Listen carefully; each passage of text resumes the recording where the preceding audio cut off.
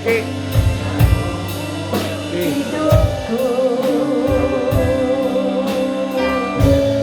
dirasa mengenyangkanku dan peliharaku seumur hidupku.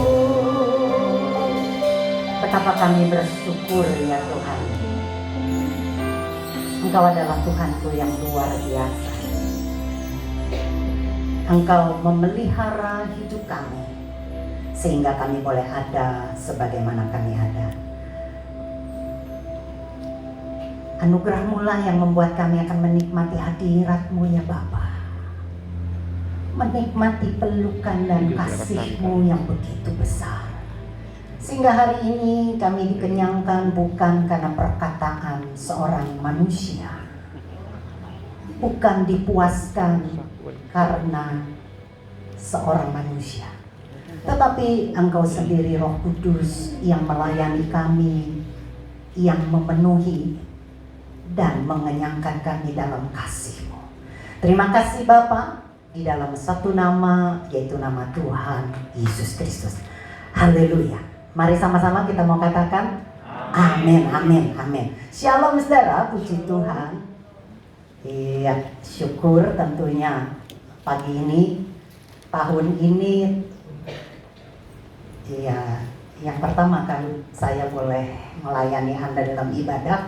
Puji Tuhan saudara, walaupun masih tetap berobat ke dokter akupuntur seminggu 2 kali, ditusuk-tusuk, wow, kadang-kadang bisa keringet dingin karena menahan sakit.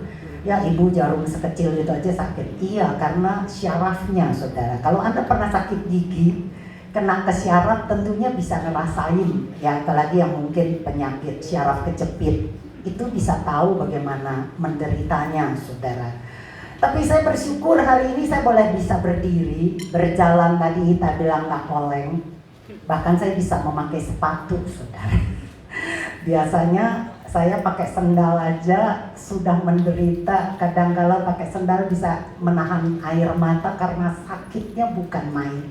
Jadi saya dapati ternyata orang penyakit kanker, ya efek kemo bukan cuma hanya membuat rambut gundul. Saya pakai wig saudara karena rambut saya udah bagus dan numbuh, tapi putih semua, menjadi oma saudara. Bukan saja bikin enak, mual, muntah, pusing, lemes, dan sebagainya. Bahkan kornea mata waktu itu sempat terganggu saudara dengan bintik-bintik hitam seperti nyamuk di depan saya. Gigi yang mulai goyah, tapi puji Tuhan nggak sempat tanggal, dipelihara dan dirawat Tuhan.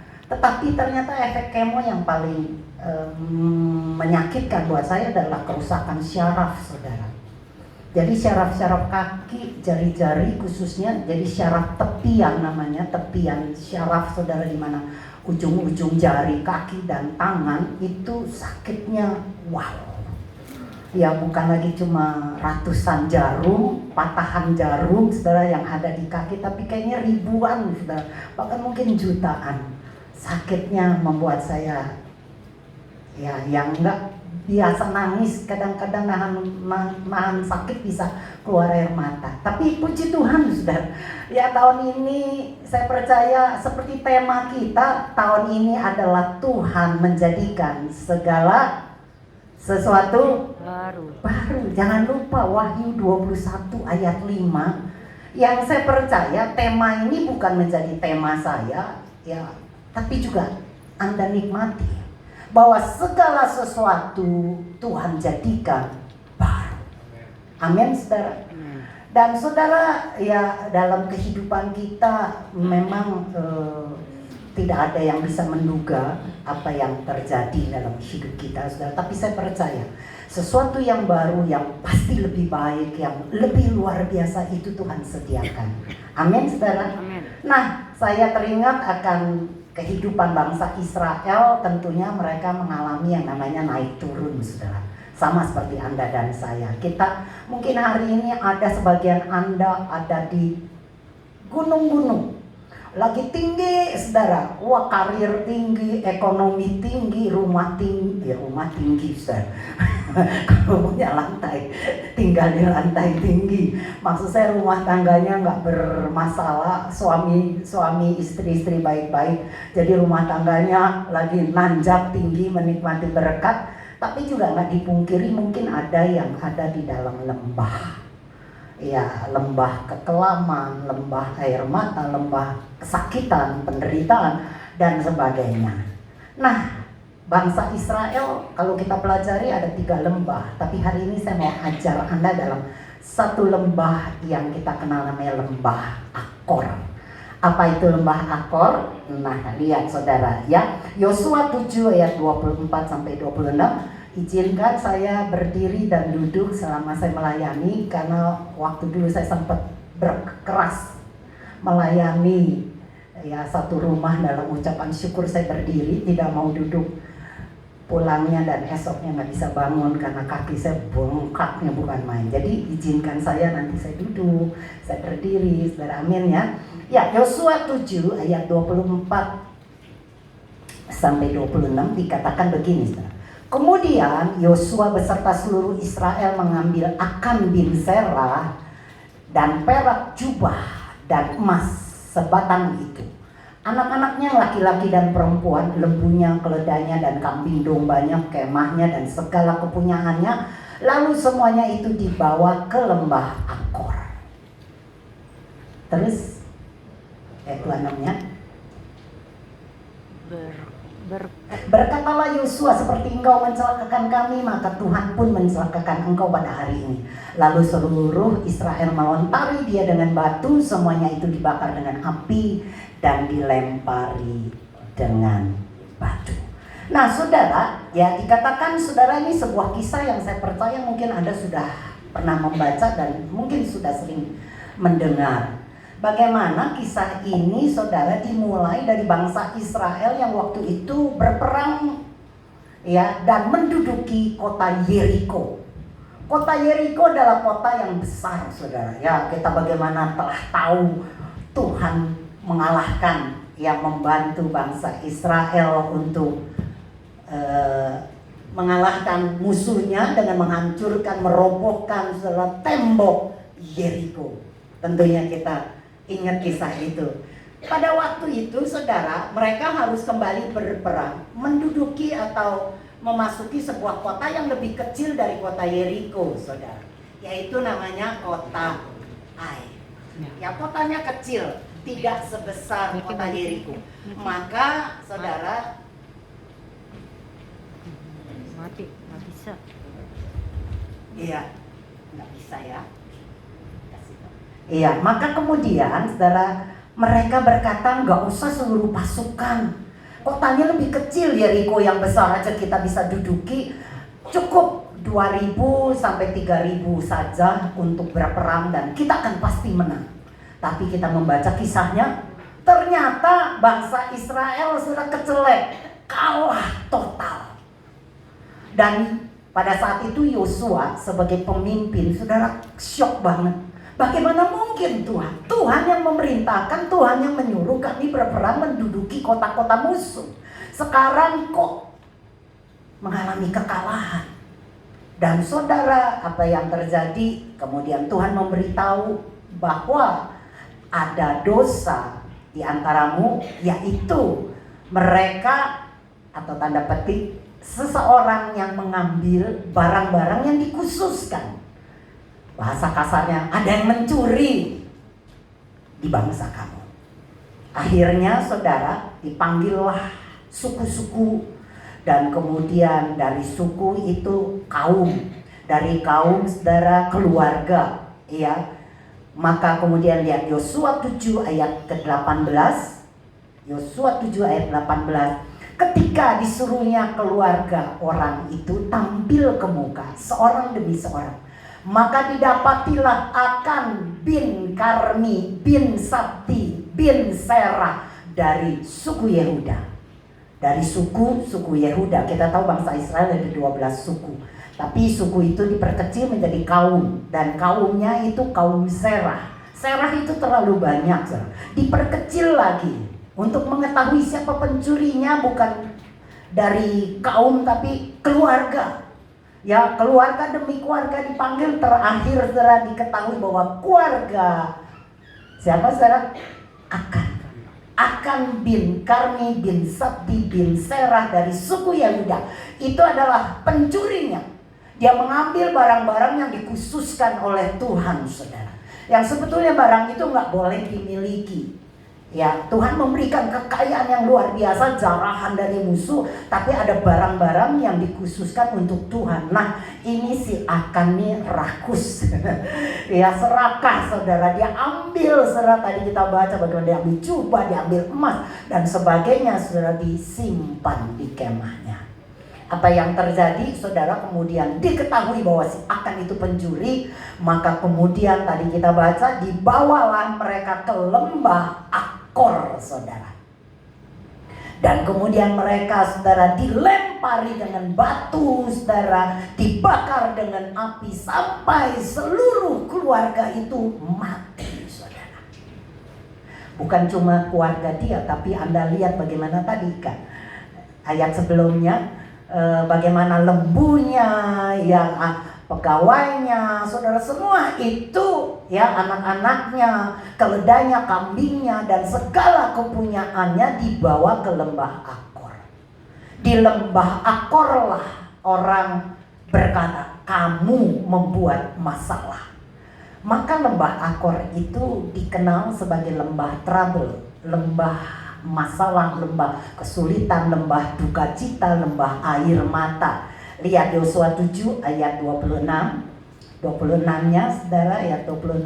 Sesudah itu, saudara, didirikanlah di atas suatu timbunan batu yang besar yang masih ada sampai sekarang. Lalu surutlah murka Tuhan yang menyala-nyala itu. Oleh sebab itu nama tempat itu sampai sekarang disebutkan lembah Akor. Kalau Anda punya terjemahan bahasa Alkitab yang lain, ya, saya lihat di sini dari Indonesia Modern Bible dikatakan karena peristiwa itu nama dari tempat itu adalah lembah duka cita. Nah, lembah Akor, saudara, dikenal sebagai lembah air mata, lembah duka cita, lembah masalah, lembah trouble. Dan saya percaya itu pasti Anda dan saya akan alami dalam kehidupan kita. Nggak bisa, saudara, Anda menginginkan suatu kehidupan yang naik dan terus naik dan naik, saudara. Nggak pernah ada air mata, nggak pernah ada kesusahan, nggak pernah ada sakit, nggak pernah ada air mata. Saya rasa jarang sekali manusia bisa hidup sempurna seperti itu, saudara. Ya, Anda berkata orang kaya, bu, kaya. Sama, saudara, kaya juga banyak yang keluar air mata karena nggak bisa makan enak. Amin. Kekayaannya nggak bisa memberi kesehatan, saudara. Ya, jadi Anda yang sehat, puji Tuhan, Anda lebih kaya dari orang yang terkaya. Katakan amin. Amin. Sejak saya sakit, saya baru tahu, saudara. Ya, tentunya udah tahu, tapi baru dinikmati. Selain keselamatan, anugerah Tuhan yang terbesar bukanlah uang, bukanlah berkat, tetapi sehat. Amin, saudara. Anda bisa sehat itu satu anugerah yang besar. Kalau Anda bisa mengalami sakit, saudara, menderita begitu rupa, pasti Anda akan berkata dan bersyukur. Sehat itu luar biasa. Saya ini pengen sehat banget, saudara. Pengen bisa jalan normal, nggak ngerasain kesemutan. Oh, saudara, ini masih greget-greget. Ya, sampai ke mimpi-mimpi. Saya berkata sama Pak Riki, saya mimpi saking ngeliat dia hidup sehat, bisa olahraga, selalu bisa makan enak. Saya nih masih banyak larangan. Sampai ke mimpi saya naik sepeda, saudara. Amin. Mimpi yang sederhana, naik sepeda sampai ke Keramat, saudara. Saya bisa naik sepeda sampai orang-orang, khususnya suami, keluarga, wow, luar biasa, mama sudah bisa naik sepeda. Saya sudah sembuh. Amin. Saya percaya itulah hati, iman, pengharapan saya, dan Tuhan tidak pernah mengecewakan. Anda akan lihat hari ini saya sudah semakin sehat, dan besok, lusa saya tambah sehat dan sempurna sehatnya. Amin. Saudara, kenapa pengen jalan-jalan sama Anda? Amin. Pengen jalan-jalan, pengen reunian, pengen piknik, pengen retret, saudara. Amin. Teman-teman, ayo bu, kita ke Jogja. Mau banget. Tapi karena kondisi kaki, saudara, nanti Anda bukan jalan-jalan gendongin saya. Jadi saya bilang tunggu sehat dulu. Nah, saya percaya semua orang mengalami yang namanya pernah ngalami lah minimal lembah air mata, kedukaan. Mungkin sekarang Anda tidak berurai air mata, tapi yang lalu, masa-masa lalu, saudara, di mana mungkin Anda mengalami sebuah trauma. Disakiti begitu rupa, dikhianati, saudara, bukan oleh orang luar tapi orang dalam. Anda kemudian ditipu sama keluarga dekat, saudara, sama temen nikem, nusuk dari belakang, membuat Anda mungkin mengalami yang namanya kesedihan mendalam. Kadangkala kesedihan itu terjadi bukan karena seringnya menderita, tapi kadangkala ucapan-ucapan kata-kata orang yang mungkin nggak sengaja itu menusuk hati kita dan melukai kita begitu rupa. Kenapa, saudara? Kemungkinan emosi Anda pada saat itu tidak siap, sehingga waktu dengar orang ngomong tentang Anda atau mungkin membentak Anda, ngomelin Anda tuh luka banget, saudara. Sampai orang bilang lebay lu gitu aja, cengeng. Bukan, saudara, tapi karena ketidaksiapan emosi kita. Karena emosi ini nggak stabil. Kadang-kala naik, seneng, bisa ketawa-tawa, apalagi dompetnya tebel ya Pak Kris ya. Wah, kita bisa ketawa-tawa mas istri, sama anak, makan yuk. Tapi kalau lagi kantong tipis, saudara, dompet tipis, kita mungkin emosi cepat meledak. Orang baru sedikit aja nyalip mobil kita sudah emosi, saudara. Ya, istri ngomel sedikit aja kita sudah wah emosi, nggak siap. Jadi bukan soal penderitaan itu disebabkan karena keseringan disakiti, bukan, tetapi karena ketidaksiapan emosi kita membuat perbuatan orang yang kecil sekalipun itu bisa membuat luka hati kita cukup dalam. Nah, yang bahayanya banyak orang tidak sadar kalau itu terluka di dalam. Mereka pikir nggak mau ingat-ingat masa lalu, sehingga mereka kubur masalah itu dalam-dalam hati mereka. Nggak usah ingat-ingat lagi, nggak usah ngomongin. Duh, kalau ngomongin si A tuh hati nyelekit, dulu deh nipu gue tuh dasar. Jangan ngomongin dia deh. Ya, sebut namanya aja jangan deh, benci. Paham, saudara? Begitu juga orang, saudara, yang mungkin putus cinta, disakiti begitu rupa sampai janji nggak mau pacaran lagi, saudara. Ya dulu kakak saya gitu, putus cinta, sumpah, bukan sumpah, keluar ucapan, nggak mau kawin. Kenapa? Laki-laki, kata dia nih, bukan kata saya, brengsek. Bukan Anda yang brengsek, itu cici saya ngomong gitu karena disakiti, saudara. Tapi toh akhirnya kawin juga. Jadi artinya, saudara, pacaran bisa putus begitu rupa, menderita, sehingga akhirnya membuat sebuah keputusan. Begitu juga dengan perceraian. Kelihatannya mungkin masalah keluarga, suami istri selesai dengan cerai. Udahlah, cerai aja. Lagi kasus nih, lagi masalah berat nih, aduh, suami selingkuh, istri marah, minta ini, minta itu. Udah cerai. Jadi cerai. Apa masalahnya selesai?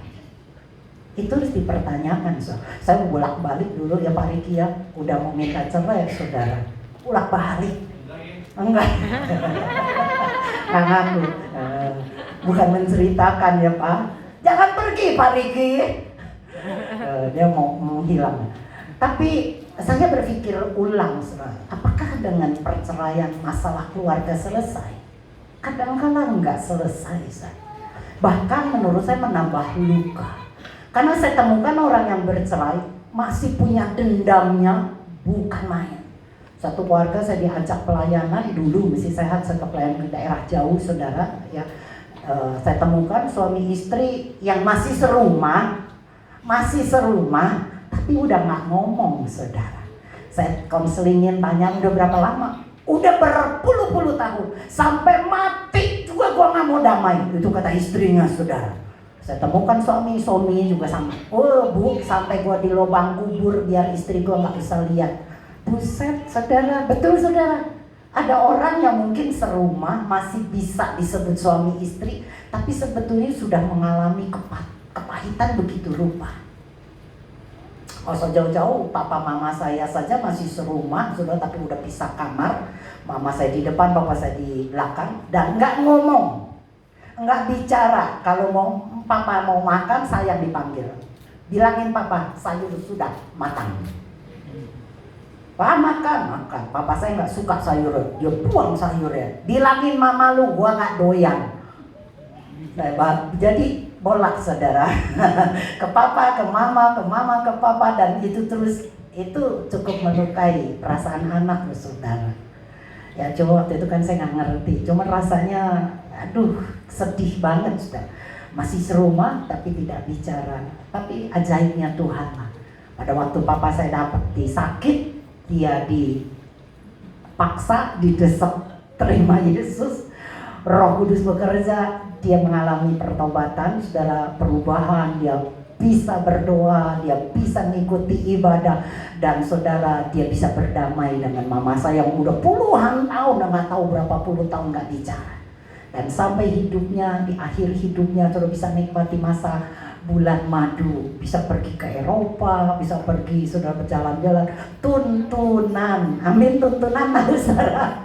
Dituntun, dulu boro-boro mau dituntun, ngomong aja nggak mau saudara, nyentuh. Tapi Tuhan itu merestorasi, dia adalah Tuhan pemulih yang luar biasa. Di mata kami anak-anaknya nggak mungkin itu bisa berdamai, tapi Tuhan luar biasa, amin saudara. Nah saudara, jadi kadangkala masa lalu kita membuat sebuah trauma saudara. Ya, dan kalau Anda sering nonton film, ya saya lagi banyak nonton film karena nggak ada kerjaan, film loh saudara. Saya temukan orang-orang yang sakit saudara karena masa lalu trauma. Itu biasanya diobati oleh seorang psikiater dan dibawa ke masa lalunya.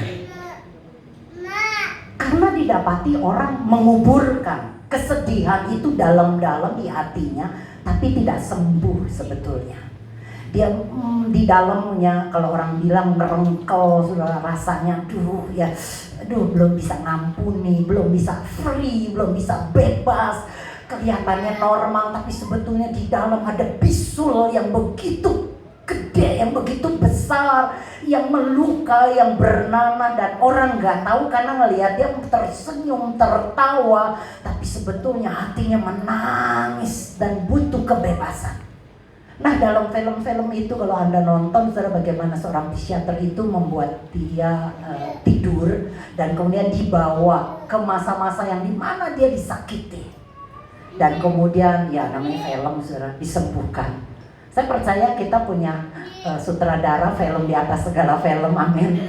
Ya tuh, Anda nggak perlu dihipnotis, nggak perlu sampai ditidurkan, Tuhan mampu menyembuhkan hati yang paling dalam, yang enggak orang bisa duga, yang mungkin kadangkala Anda sendiri enggak menduga kalau Anda itu terluka. Kan aneh, enggak kok, nggak apa-apa kok, enggak. Tapi ternyata kalau Anda renungkan dan satu waktu kejadian yang hampir sama terjadi, Anda baru sadar, ya ilah dulu dia buat gua tuh sakit banget sampai sekarang sakitnya bertambah, ternyata Anda belum sembuh, terluka. Nah saudara, ya jadinya saudara, kita, Tuhan ingin banget menyembuhkan Anda bukan cuma di luar, tetapi sesungguhnya Tuhan ingin banget kita disembuhkan yang di dalam saudara. Yang mungkin Anda tidak sadari, karena kita adalah dijadikan segala sesuatu baru, makanya kita akan menikmati hal-hal yang baru saudara di depan kita. Amin saudara. Nah lihat saudara, ya, Hosea 2 ayat yang ke-15. Hosea 2 ayat 15. Maka pada waktu itu demikianlah firman Tuhan, engkau akan memanggil aku suamiku dan tidak lagi memanggil aku Baalku. Kok Hosea 2 ayat 15 saya salah nih saudara, ya. Di situ tulis di sana aku akan membalikkan kebun anggur, mungkin 16-nya Kak, dan mengubah lembah Akor menjadi pintu pengharapan. Ya, ayat berapa saudara? Ada ketemu? Saya cari dulu. Hosea, di Hosea Ada yang bantu saya salah catat saudara. Hosea 2 ayat 15 dong. Kok tadi Ika Hosea 2 ayat 15-nya beda? Coba Kak, Hosea 2 ayat 15. Pas saya melihatnya salah. Ya, saya bacakan dari terjemahan firman Tuhan, saudara, dikatakan di sana aku akan mengembalikan kebun anggurnya kepadanya dan mengubah lembah Akor atau lembah kesusahan menjadi pintu pengharapan. Itu dari bahasa Alkitab bahasa Indonesia. Ya, terjemahan lain. 14-nya Kak. Iya. Aku akan memberikan kepadanya kebun anggurnya dari sana dan membuat lembah Akor menjadi pintu pengharapan. Maka dia akan merelakan diri di sana seperti pada masa mudanya, seperti pada waktu dia berangkat keluar dari tanah Mesir. Perhatikan, Tuhan mengembalikan kepadanya kebun anggur dan membuat lembah air mata, lembah duka cita, lembah trouble, lembah masalah, lembah kepahitan, lembah kekecewaan menjadi pintu pengharapan. Kita pernah menikmati masa-masa anggur yang begitu manis, tapi sekarang saya lagi mengalami lembah Akor. Air mata dan air mata duka cita, entah dengan persoalan keluarga, persoalan ekonomi, persoalan sakit. Saya nggak tahu, tapi percayalah Tuhan berkata, aku akan membuat lembah air matamu menjadi pintu pengharapan. 2 tahun lalu kita punya tema pengharapan, dan itu bukan berarti tahun ini selesai, saudara.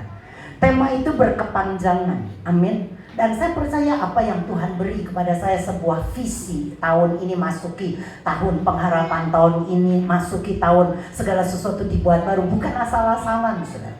Bukan saya comot ayat dan kemudian bagi-bagi ke jemaat bilang ini dari Tuhan. Enggak, saudara. Saya itu bergumul dan benar-benar minta, Tuhan, apa yang Engkau inginkan di tahun ini? Seperti beberapa tahun ya, yang begini belum pernah terjadi. Kemudian tema pengharapan, saudara, itu benar-benar menjadi sesuatu yang jadi hidup kita. Dan pengharapan tema itu bukan selesai, saudara. Masih ada. Pengharapan kita akan dijadikan segala sesuatu baru. Amin, saudara. Nah, saudara, ya jadinya sebuah trauma akan alami pemulihan. Mungkin masalahnya masih sama, saudara. Anda mengalami persoalan yang mirip-mirip dengan yang lalu-lalu, tetapi saudara, Anda akan menemukan jalan keluar yang berbeda tahun ini. Anda mungkin mengalami pekerjaan yang sama, saudara, tetapi tahun ini harapkan Anda akan mengalami hasil yang berbeda. Anda sedang mengalami pergumulan yang mungkin mirip sama, tapi Anda harapkan tahun ini Anda mendapatkan kekuatan yang lebih lagi. Amin, saudara. Masalah dengan orang yang sama, yang selalu nyakiti, tapi saudara harapkan penyelesaian yang lain di tahun ini. Tidak ada yang mustahil bagi Tuhan. Lembah air mata, lembah Akor akan dibuat menjadi pintu pengharapan. Bukan karena kita hebat. Bagaimana caranya Bu supaya beriman? Orang selalu tanya saya, bagaimana Ibu punya iman? Karena saudara, sekali lagi ya, karena saya lagi ngalami sakit, jadi banyak cerita tentang itu, saudara. Ya, bagaimana orang bertanya, kok ibu bisa melewati penyakit yang orang bilang mengerikan, saudara? Orang kalau divonis sakit, ya udahlah sakit tifus, demam berdarah, sepertinya harapannya masih tinggi. Ya, gue bakal sehat. Tapi kalau udah disebutkan Anda menderita kanker, langsung saudara, tanya pelan-pelan, stadium berapa dok? Seperti saya, 2 tahun lalu, 3 tahun lalu, dokter bilang jangan khawatir, stadium 2. Tahun lalu, stadium 4, saudara. Bukannya hilang, nambah. Wah, saudara, waktu dengar begitu syoknya bukan main. Anda pikir saya nggak syok? Syok, saudara. Saya manusia daging adanya, amin. Jantung, saudara. Buset. Karena setahu saya namanya stadium 4 udah nggak ada harapan, saudara. Pasti judulnya dan akhirnya apa, saudara? Kemau. Selesai. Tapi saya, saudara, terus saya renungkan. Saya terus, saudara, menenggelamkan di dalam kasih Tuhan. Ya, suka baca-baca sih bilang Mahita, ini kanker gini-gini. Kita bilang, udah mah jangan dibacain, jangan kelewat pinter di Google. Dah kalau kanker begini nih, nantinya begini, begono. Aduh, saudara, nggak lama lagi teman saya, bukan di sini, teman saya, saudara, kirimkan penyanyi apa itu? American Idol. American Idol, saudara, yang penyakit kanker, yang nggak sempat sampai ke final, karena meninggal karena kankernya. Dikirimin ke saya bilang, lu kelewatan lu ya, lu tahu kanker, lu kirimin yang begitu bikin ciut, saudara, nyali. Betul nggak sih, saudara? Mungkin maksudnya bagus, saudara, tapi seharian itu saya bilang, apa Riki, pikiran gua nggak berhenti nih. Gua mikirin ya, aduh, gua kalau mati gimana ya? Saudara pikir saya tetap terus kuat? Enggak, saudara, kadangkala itu bisikan-bisikan, ya pikiran-pikiran yang dari setan itu datang, saudara. Ya bagaimana nanti lu kalau mati, lu mending kalau langsung mati. Kita nggak takut dengan mati, saudara, setuju ya? Tapi caranya mati itu yang membuat kita takut, saudara. Kalau langsung tidur mati, bless, selesai. Tabrakan, nggak sadar lagi, tahu-tahu di surga, amin. Tapi kalau mengalami yang namanya, saudara, ya proses mati, sakit, nggak bisa bangun, sampai pupis diteranjang, sampai dari orang disayang anak, sayang suami, disayang istri, sampai mereka belaga buta dan nggak melihat karena udah capek merawatnya. Itu yang bikin kita tuh takut loh, saudara, betul ya? Karena dulu sering melayani orang, saudara, ya istrinya kanker, suaminya pertama sayang kasih suster. Tahun ke-15 atau tahun keberapa sebelum, nggak tahu lah tahun keberapa, pokoknya sampai tahun ke-15 saya masih kunjungi, masih hidup, saudara. Itu sudah nggak dirawat, saudara, ditelantarkan sama keluarga. Wah, udah nggak bisa ngomong karena stroke juga, saudara. Itu saya bisa sampai, aduh. Nah itu terbayang loh, saudara. Saya bilang, Tuhan, tapi kemudian saya ingat Pastor Edo, jangan mau terima makan dari si iblis. Alihkan. Kita nggak bisa hilangkan, tapi pikiran itu saya alihkan.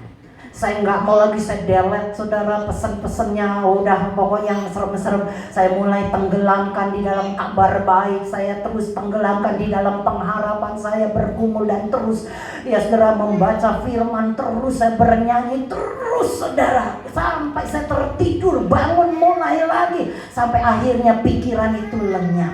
Itulah peperangan, saudara. Peperangan kita bukan ngelawan setan, keluar, enggak. Tapi sebetulnya peperangan ini adalah pikiran kita yang paling berat, saudara. Kita mau menyerah, saya bisa menyerah. Dan mungkin esok hari lusanya saya akan hadapi hidup dengan putus asa. Dan drop, pasti tubuh imun itu drop. Tapi pada waktu saya dapatkan kekuatan dari Dia, itu akan memicu semangat, saudara. Saya berkata, saya punya Tuhan, pengharapan saya di dalam Engkau. Engkau bukan saja bisa menyembuhkan, tapi Engkau membangkitkan yang mati sekalipun. Maka aku percaya aku akan sehat, sembuh, dan aku mati pada waktunya, Tuhan, tidak dalam kesakitan. Amin. Boleh nggak minta? Boleh, saudara. Anda mungkin minta duit, minta harta, tapi saya nggak minta itu. Saya cuma bilang, minta Tuhan kalau saya dipanggil pulang, nggak usah ngalamin yang heboh-heboh sampai viral. Amin. Nggak usah.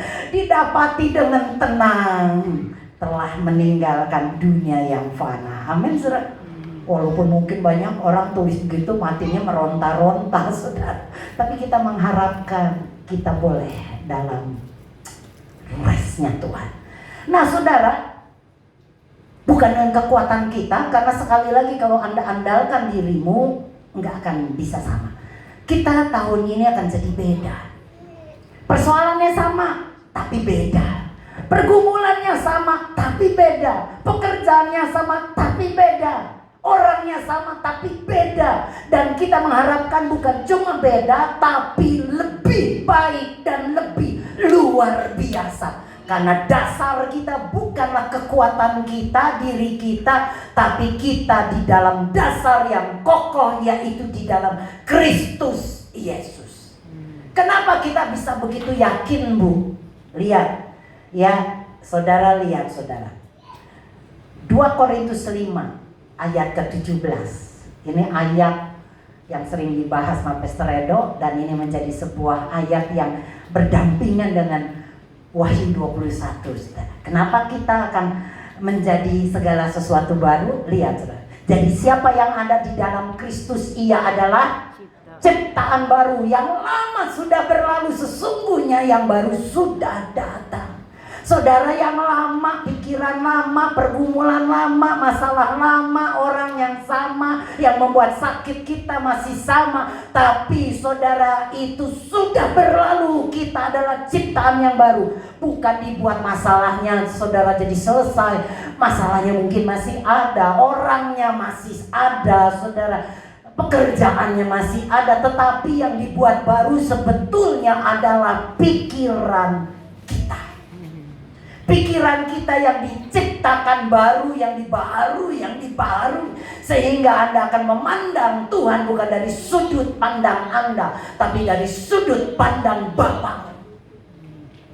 Lihat, saudara, satu cerita, saudara, Yosua 2 ayat 18. Yosua 2 ayat 18, saudara, lihat. Yosua 2 ayat 18, saudara.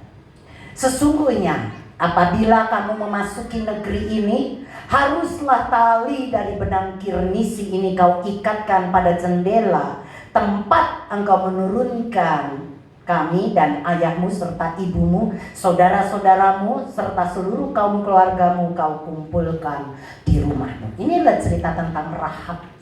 Bagaimana Rahab, saudara, pada waktu itu kisahnya dia menyelamatkan 2 pengintai, dan saudara sebagai balas budi, ya, Rahab diselamatkan. Bukan cuma Rahab, tapi seluruh keluarganya, ya, ayahnya, ibunya, saudara-saudara, bahkan seluruh kaum keluarga. Kaum, tadi saya sudah ajarkan Anda, suku, kaum, keluarga. Jadi Israel itu terdiri dari suku Yehuda, suku Isakar, suku macam-macam, dan dibagi lagi, diperkecil menjadi kaum. Ya, ini kaum, saudara, dan diperkecil lagi menjadi keluarga. Ya, kalau Pak Beni tahu kali ya, orang Manado ya, ada farmnya, Mandoya. Ya, diperkecil sekarang jadi keluarga Beni Mandoya. Tapi Mandoyanya yang besar, itu kumpulannya besar. Kurang lebih seperti itu Israel juga, saudara. Nah, Rahab ini diselamatkan bukan pribadi, tapi sampai ke kaumnya, saudara. Jadi banyak yang diselamatkan. Dengan apa, saudara? Enggak gampang, kata orang. Kenapa? Loh, kok cuma tali sih? Tali diturunin ke jendela, maka seluruh kaum selamat. Kalau orang normal nih, pikirannya jalan, bilang gini, apa hebatnya tali? Tali doang yang warnanya kirmisi itu merah, turunin. Maka kamu dengan seisi keluargamu enggak akan dimusnahkan. Kan rasanya janggal, Sar.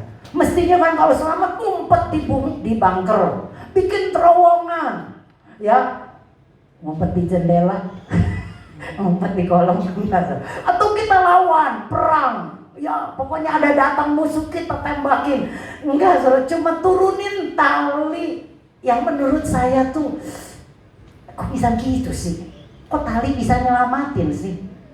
Apa hebatnya tali? Mendingan dikasih pedang, sudah dikasih umban tali-tali yang mungkin yang ketepel atau apalah, whatever lah, yang panah. Tapi tali yang fungsinya nggak banyak, cuma disuruh turunin dan engkau serta seluruh keluargamu selamat. Bagi orang mustahil, tapi bagi yang percaya, kita baca kisah ini. Bagaimana Rahab diselamatkan. Bahkan Rahab ditulis dalam Alkitab di Matius, dia menjadi nenek moyang dari Tuhan Yesus Kristus. Amin. Sesuatu yang mustahil, Anda percaya saja sama Yesus. Ya ilah, percaya. Apa gunanya percaya? Kerja yang benar, nipu kiri kanan, rampok kaya, percaya. Sakit ke dokter, makan obat, vitamin ini, percaya saja, semua pakai percaya. Percaya saja, percaya saja. Tapi itulah kita. Anda dan saya cukup turunkan tali kirmisi yang bercerita tentang pengorbanan darah Yesus. Kirmisi merah, cerita darah Yesus. Cukup dengan percaya saja, nggak usah lakukan hal-hal yang heboh dan besar. Anda cukup percaya, maka yang enggak masuk di akal, yang mustahil, Tuhan sanggup kerjakan. Gampang kok, siapa bilang? Coba tanya orang yang punya intelektual tinggi, yang penuh dengan pengetahuan, ilmu, saudara, orang yang pinter banget, nggak bakal bilang enak aja percaya. Nggak bisa. Terangkan dulu kenapa bisa begitu. Betul saudara? Oh, laut dibelah jadi dua. Oh, pengetahuan. Bahkan orang-orang ahli Alkitab, itu bukan lautan, tapi itu danau. Ya, waktu kami dibawa ke Israel diceritakan, saudara, itu danau ya yang cetek. Jadinya saudara ya, terbelah itu gampang. Ikan paus, di mana kisah Yunus bisa mencukupi ditelan ya. Wah saudara, mereka nggak percaya itu. Banyak hal-hal yang membuat mereka sudah membantah dan sebagainya. Yesus berjalan di atas air, itu airnya kalau zaman sekarang pakai si David ya, David Copperfield pakai kaca, jadi berjalan. Tipu trik katanya.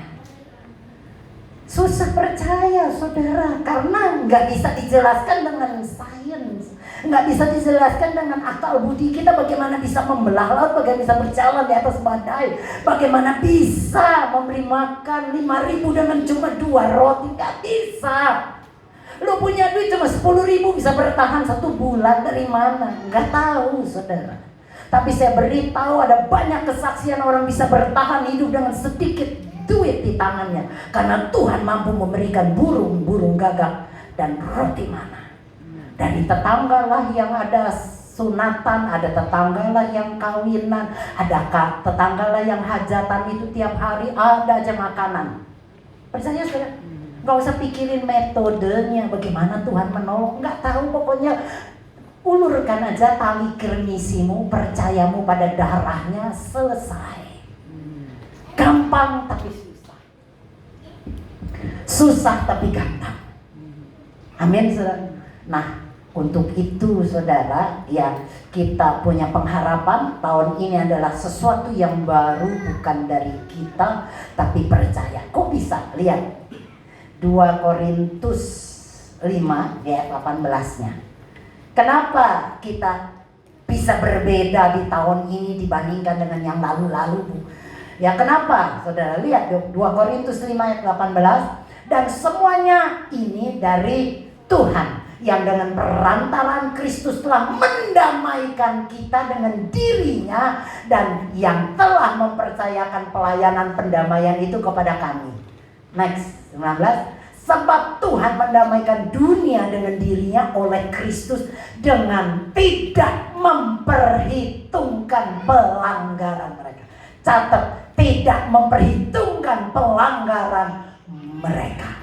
Anda dan saya bisa berharap tahun ini ada yang baru, sesuatu yang berbeda dari tahun lalu. Dan itu bukan hayalan, bukan cuma moga-moga, bukan saudara kita bermimpi di siang bolong, bukan. Tapi kita saudara dengan penuh keyakinan semuanya akan terjadi. Kenapa? Karena Tuhan sudah mendamaikan Anda dengan Bapamu, sehingga kesalahan kita, kekurangan kita, semua yang jelek dari kita Tuhan tidak lihat dan tidak perhitungkan. Maka inilah menjadi dasar kita yang kokoh, sehingga kita tidak goyah. Satu waktu bisikan iblis datang, enggak, gue sudah berdamai dengan Bapa. Dia gak pernah ingat-ingat lagi kesalahan. Dia gak perhitungkan dosa-dosaku. Kita akan berjalan dengan keyakinan. Kalau Anda yakin Tuhanmu ada di pihakmu, siapa lawan kita? Penyakitkah? Ekonomikah? Enggak ada, saudara. Karena kita tahu bila Tuhan di pihak kita, enggak ada yang bisa lawan kita. Dan dasar ini jadi kuat buat kita tahun ini. Anda enggak usah goyah. Apapun yang terjadi di depan enggak tahu, saudara. Ya wah, kalau lagi cerita tahun-tahun depan, banyak hal yang mengerikan. Tapi saya enggak ngelihat dari sudut itu. Lihat saudara ya, bagaimana banyak hamba-hamba Tuhan cerita di Februari akan terjadi gini, di Maret terjadi gini, nanti tahun ini begini, begono. Saya bilang nggak mau dengerin, saudara. Saya cuma mau dengerin firman Tuhan. Karena kalau kita tenggelam dan dengerin itu pengen tahu, saudara, kita jadi stres. Karena ekonomi akan jatuh. Ayo beli yuan. Tahu yuan? Tahu ya Pak Kris yang nganggut ya? Itu mata uangnya lagi menguat. Sampai Pak Riki bilang, "Mah, gue mau beli yuan. Ada berapa duit loh?" Ya 50 apa? 50 ribu. Ya nggak usah deh. Nanti akan jadi mata duit dunia lo mah kuat. Ya seberapa banyak sih lo punya? Amin, saudara. Ya udahlah, nggak usah ribet hidup, saudara. Wah, ya kemarin ngobrol sama sama anak saya, Kerry, saudara, ya sama Pastor Edo. Wah seru, saudara. Pastor Edo mau pulang pengen jadi. Karena cerita tentang alien. Mah, percaya nggak ada alien? Nah kita ditanya begitu, saudara, dua-duanya hamba Tuhan. Ini anak pendeta bukan sih? Tapi kan, ya bro, tahu kan bagaimana ada isu-isu bahwa ini akan terjadi di dunia kita. Belum lagi dengan chip dan sebagainya. Udahlah, saudara, pusing. Saya bilang, mana udah jangan dipusingin, hidup hari ini aja. Yang nanti aja Tuhan pasti kita ditolong Tuhan. Kalau kita mendahului mikirin yang macam-macam, saudara, hidup Anda penuh dengan ketakutan dan Anda nggak enjoy. Nikmati aja hari ini bisa jalan ya jalan, hari ini bisa makan ya makan, amin. Besok gimana, nggak usah dipikirin besok nanti ada burung gagak kasihin Anda nasi kuning, nasi uduk. Nggak juga gitu, saudara. Masa duit dihabisin sih burung? Besok anak saya nggak sekolah, ya nggak juga, saudara. Tapi maksud saya jangan biarkan kekhawatiran kita, ketakutan kita membuat kita tidak bisa nikmati hidup yang Tuhan sudah berikan. Maka lempar saja tali kirmisimu, percaya aja. Waktu Omikron merebak, saudara, kan saya udah cerita ya sama yang di Zoom, bagaimana saya melayani keponakan saya yang punya rumah, saudara, baru, dan dia minta saya melayani. Saya kepengennya bukan saya, saudara, karena tahu diri kan, tapi maunya saya gitu, tantenya. Ya udah, pertama-tama pakai masker, lama-lama capek nih, udah buka-buka. Orang keluarga cuma keluarga dia inti, mama papanya, adik cicitnya, saya, Edo, Ita, Aili, sudah, saudara. Selesai, udah ya peluk-peluk, foto-foto, udah lama gak ketemu. Pulang, saya dikirim WA sama koko saya. Lu swab ya Lan? Hah, kenapa? Kita sekeluarga positif. Hah? Tanya sama Ita, udah cerita belum ya? Belum ya? Positif. Tinggal saya sama Pak Riki, semua satu keluarga, semua yang ada di situ semuanya positif. Saya bilang sama Pak Riki, waduh gawat tuh, kita masih swab. Ya, kita swab negatif. Puji Tuhan. Terus kemana lagi ya, ketemu lagi sama orang yang begitu, tak saya lupa dah. Omikron juga. Nyari ketemu, makan bareng, besok ketahuan positif. Saya bilang, ya Tuhan, tapi saya punya tali pengharapan. Anda mungkin udah nggak apa-apa Bu, Omikron. Ada orang bank bilang gitu, Bu, ini ada voucher mau beli nggak, Hotel Borobudur murah, bisa berenang, bisa ini. Saya bilang nggak dulu deh ya, kan lagi pandemi. Bu, Omikron sekarang nggak bahaya Bu, nggak masalah, semuanya sudah bisa beraktivitas sih Bu, nggak usah takut. Saya langsung naik darah, iya lu nggak takut, kalau gua kenapa-napa lu mau tanggung jawab? Jadi jahat ya saudara mulutnya. Habis dipaksa terus, saudara udah bilang nggak mau. Saudara, kita kata anak saya jangan bermain dadu. Artinya jangan coba-coba, saudara. Ya mungkin bagi Anda yang nggak ngalami penyakit, ada penyakit bawaan nggak masalah. Tapi teman saya yang punya penyakit bawaan, saudara, Omikron karena ada jantung bermasalah, besoknya langsung meninggal. Dan itu bukan satu. Dan saya tahu diri, saudara, saya kan habis di kemo, di mana semua zat-zat atau tubuh saya belum normal, buktinya masih syarafnya luka. Jadi saya tahu banget, saudara. Anak saya, suami saya udah berusaha menyelamatkan saya, tanda petik, dengan diobatinya dengan mahal banget. Loh, saya mau konyol kayak gitu ya kan? Enggak juga, saudara. Saya menghargai mereka, bukan karena saya takut mati, tapi saya menghargai betapa mereka menjagai saya dengan cinta dan kasih. Maka saya juga nggak mau sembarangan, saudara. Amin. Seminggu 2 kali ke rumah sakit. Lagi tinggi-tingginya itu, saudara, rumah sakit semuanya swab. Waduh, ketar-ketir juga, saudara. Gila, kita mendatangi rumah sakit. Tapi kenapa boleh buat? Saya mau sembuh, kaki saya mau jalan. Jadi seminggu 2 kali saya berobat. Tapi saya percaya Tuhan, pengharapanku bukan karena imunku kuat, bukan karena aku makan obat, bukan karena aku berjemur, tapi aku percaya darah-Mu Engkau menyelamatkan. Termasuk suami saya, kalau dia sakit sayanya repot, saudara. Amin. Nggak ada yang bikinin makanan ya Pak Rigi ya. Betul. Nggak ada yang nuntunin, saudara. Jadi dia cuma nggak boleh sakit. Itu gara-gara saya loh Pak Rigi. Canda, saudara, kan kita begitu ya. Amin, saudara. Jadinya pengharapan kita, saudara, bukan karena kita hebat, semata-mata karena Dia. Apapun yang hari ini saya nggak tahu, tapi saya percaya di antara saudara ada luka-luka yang lama, yang mungkin Anda ingin kubur dalam-dalam.